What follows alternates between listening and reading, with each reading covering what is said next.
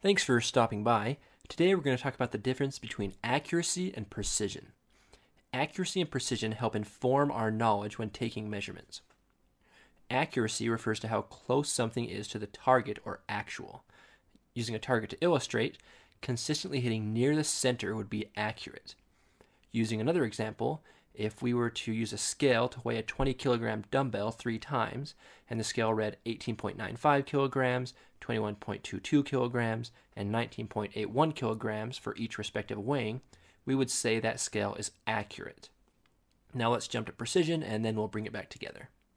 So precision refers to how consistent our results are, regardless of how close to the true value they are. Using our target example, if we hit this area of the target on every shot, then we are precise. Using the scale on a 20 kilogram dumbbell example, getting measurements of 23.11, 23.09, and 23.12 for the 3 trials would tell us our scale is precise, just not accurate. It's consistently inconsistent. So let's do a quick review and comparison. Accuracy is measuring near the true value, while precision is getting consistent measurements or results. Let's use the target for some more examples. This would be accurate and precise. All the points are close together and average around the true value. This would be accurate but not precise.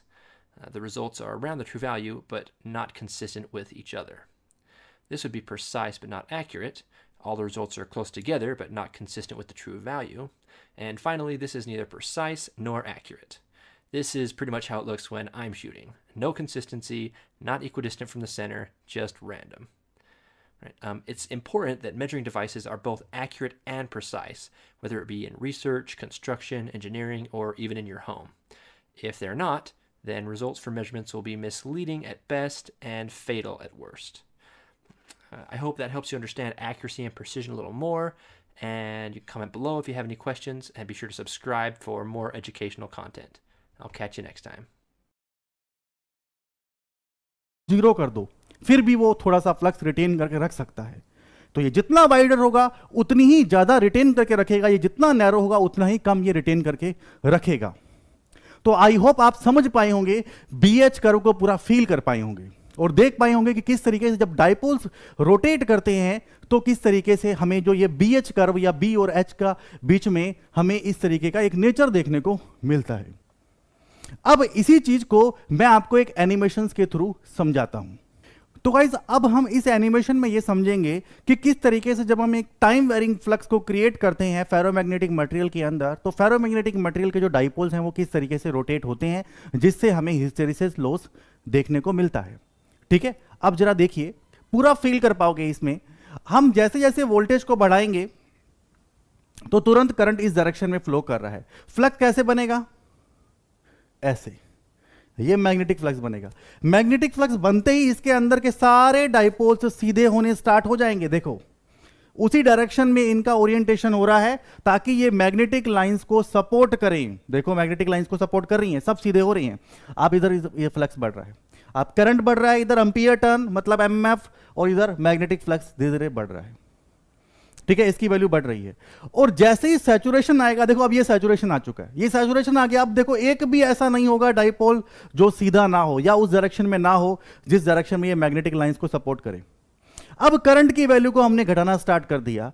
Current की value घटना start होगी तो अब आप देखो, जैसे जैसे current की वैल्यू घट रही है वैसे वैसे सारे डाइपोल्स पहले की तरह रैंडमाइज नहीं होंगे। सारे डाइपोल्स पहले की तरह रैंडमाइज नहीं होंगे। देखो, कुछ कुछ ही हो रहे हैं, कुछ कुछ ही हो रहे हैं, लगभग उसी डायरेक्शन में है। देखो, यहां पर ये टच कर गए जीरो को, जो हमारा करंट है एम्पियर टर्न है, ये जीरो हो गया, एमएफ जीरो हो गया। लेकिन देखो, क्या सारे रैंडमाइज हुए? नहीं, सब रैंडमाइज नहीं हुए। लगभग देखो, ये सब इसी डायरेक्शन में, ये नहीं है, ये नहीं है, ये भी नहीं है, ये कुछ नहीं है, ये नहीं है, ये भी नहीं है। ठीक है, इसमें से कुछ नहीं है। लेकिन 80% तो हमें दिखाई दे रहे हैं कि जो उसी डायरेक्शन में ओरिएंटेड हैं जिस डायरेक्शन में वो पहले उनको सैचुरेशन कंडीशन तक लाया गया था। आप समझ पा रहे हो इस बात को? ठीक है, देखिए, सब अलाइंड हैं उसी डायरेक्शन में। अभी देखो, करंट नहीं है, ना ही स्ट्रेंथ है, लेकिन फिर भी इसी डायरेक्शन में है ना, तो कुछ ना कुछ फ्लक्स है, मैग्नेटिक फ्लक्स है। देखो, इसी को हम रेजिडुअल बोलते हैं।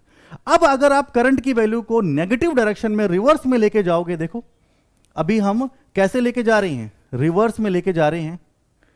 ऐसे ऐसे करंट की डायरेक्शन जा रही है ना, मतलब फ्लक्स इस डायरेक्शन में बना रहे हैं। तो पहले देखो ये रैंडमाइज हो गए, अब रैंडमाइज होने के बाद और ज्यादा नेगेटिव में लेके गए तो अब उस डायरेक्शन में ये अलाइंड होंगे और सैचुरेशन तक जाएंगे। देखो करंट को हम नेगेटिव में लेके जा रहे हैं, उस डायरेक्शन में ये अलाइंड होंगे और सैचुरेशन तक जाएंगे। ठीक है, देखो सब सैचुरेशन तक चले गए, लेकिन फ्लक्स अब रिवर्स डायरेक्शन में चला गया। देख रहे हो अब आप। फिर हम करंट की वैल्यू को धीरे धीरे क्या करेंगे, नेगेटिव करंट की वैल्यू धीरे धीरे घटेगी घटेगी घटेगी घटेगी और यहां तक आने के बाद फिर से हमें एक रेजिडुअल फ्लक्स देखने को मिलेगा। ठीक है ना, देखो वापस से घूम रहे हैं ना, वापस से ये रैंडमाइज होने की कोशिश कर रहे हैं, लेकिन जैसे ये जीरो को टच करेगा, हमारा एच जीरो होगा, करंट जीरो होगा, तो सब के सब रैंडमाइज नहीं होंगे, उसी को ही हम रेजिडुअल फ्लक्स बोलते हैं। ये उसी डायरेक्शन में अलाइंड रहेंगे मैक्सिमम जो पहले थे सैचुरेशन के टाइम। बात समझ में आई। अब आप करंट को अगर पॉजिटिव डायरेक्शन में करंट को लेके जाओगे तो फिर से रैंडमाइज की कंडीशन हमें देखने को मिलेगी, फिर से हमें रैंडमाइज की कंडीशन देखने को मिलेगी। तो जरा देखते हैं। अब करंट की वैल्यू, ये रेजिडुअल फ्लक्स है जो कि रिवर्स डायरेक्शन में हमें देखने को मिल रहा है। ठीक है, ये रेजिडुअल फ्लक्स है। अब जैसे जैसे जो करंट की वैल्यू है वो हम और पॉजिटिव डायरेक्शन में लेके जा रहे हैं, देखो रिवर्स होगी ना, अब ऐसे रिवर्स हो गई। जैसे ही रिवर्स हो गया, अब देखो ये सब रैंडमाइज हो गए, सबका जो रिजल्टेंट फ्लक्स जीरो हो गया। लेकिन अभी भी हम रुके नहीं, हमने इस करंट को बढ़ाते गए बढ़ाते गए बढ़ाते गए बढ़ाते गए बढ़ाते गए, और यहां पर जैसे ये इसको टच करेगा फिर से सारे के सारे डाइपोल्स इस डायरेक्शन में चले जाएंगे और हमारा जो BH लूप है या BH कर्व है वो कंप्लीट हो जाएगा। ठीक है, तो जैसे कि आपने देखा कि यहां पर किस तरीके से हमें एक वर्जिनल कर्व पहले स्टार्टिंग में देखने को मिला, और फिर हमें हिस्टेरिसिस कर्व या BH जो लूप है वो हमें देखने को मिला, और आपने पूरी तरीके से फील किया कि एक फेरोमैग्नेटिक मटेरियल में क्या ऐसी खास बात होती है कि वो फ्लक्स को इतना पसंद करता है। और अगर आप अच्छे से समझ पाए होंगे तो आपने देखा होगा कि उसके अंदर मैग्नेटिक डोमेन्स या मैग्नेटिक डायपोल्स जो हैं, जो अपने आप फ्लक्स के अकॉर्डिंग अपनी पोजीशन को चेंज करते हैं, अपने आप को रोटेट करते हैं। यही एक खास बात होती है कि एक फेरोमैग्नेटिक मटेरियल लो रिलक्टेंस पाथ प्रोवाइड करता है एक फ्लक्स को। ठीक है, और यही एक कारण है कि पूरी मशीन के अंदर हमें फ्लक्स का रिक्वायरमेंट जब भी होता है तो उस फ्लक्स को हम बनाते जब हैं तो हम फेरोमैग्नेटिक मटेरियल में क्रिएट करते हैं, क्योंकि फेरोमैग्नेटिक मटेरियल में वो खास बात है कि वो फ्लक्स के अकॉर्डिंग अपने आप को सेटल कर पाए, एडजस्ट कर पाए। तभी तो इन दोनों के बीच में प्यार है, क्योंकि ये एडजस्ट करता है। ठीक है, जो फेरोमैग्नेटिक मटेरियल के डाइपोल्स हैं ये फ्लक्स के हिसाब से अपने आप को एडजस्ट करते हैं। ठीक है, लेकिन हम हमेशा मशीन के अंदर सैचुरेशन कंडीशन पर आने के बाद और ज्यादा एच नहीं देते, क्योंकि कोई फायदा ही नहीं है।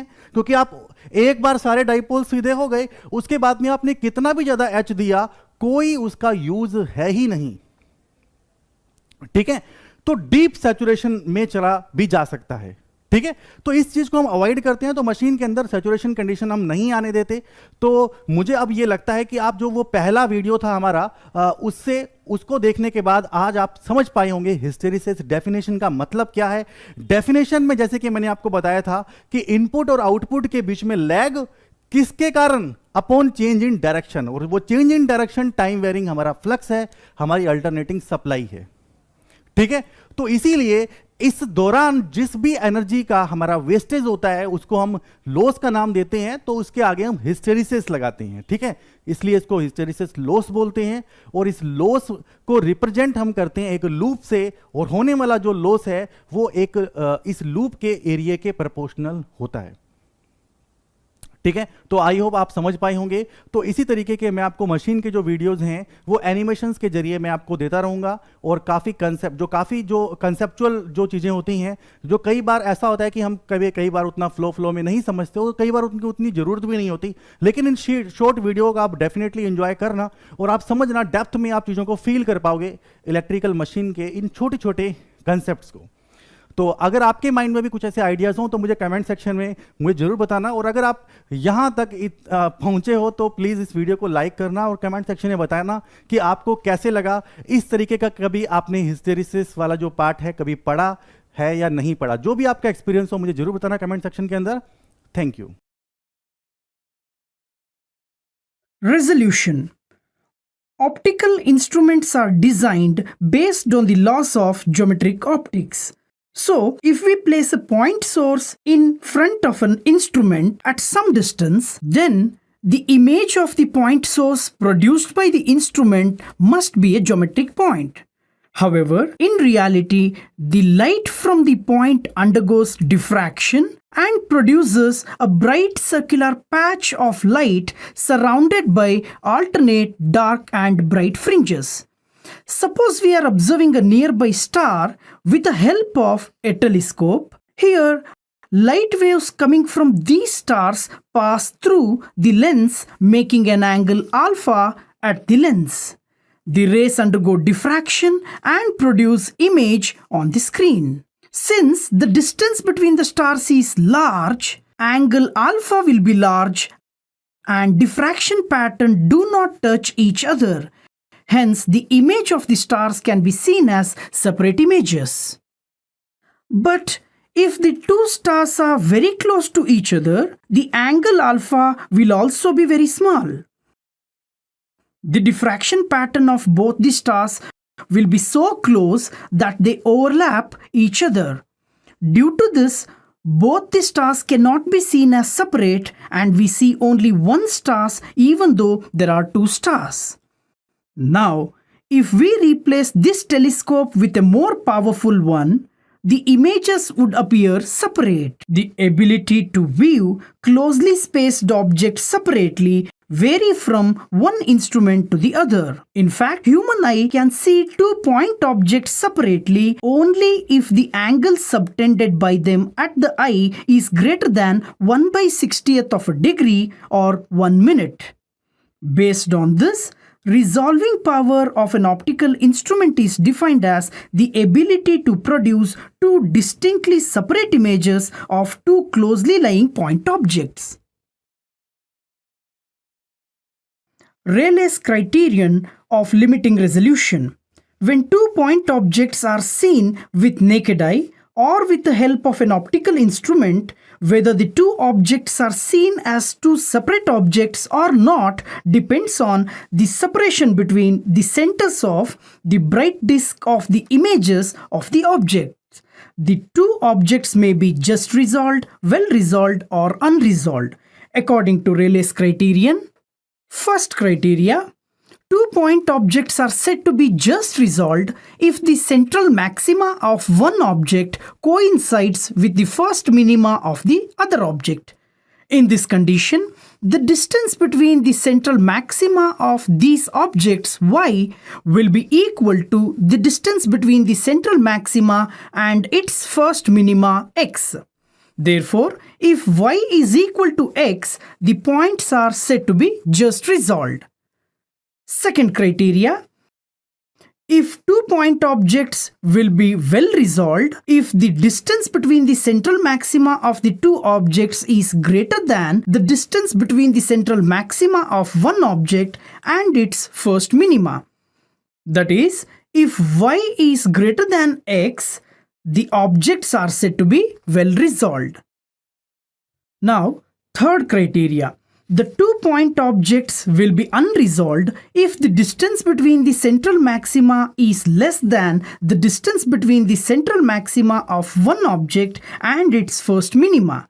Therefore, if y is less than x, the objects are said to be unresolved.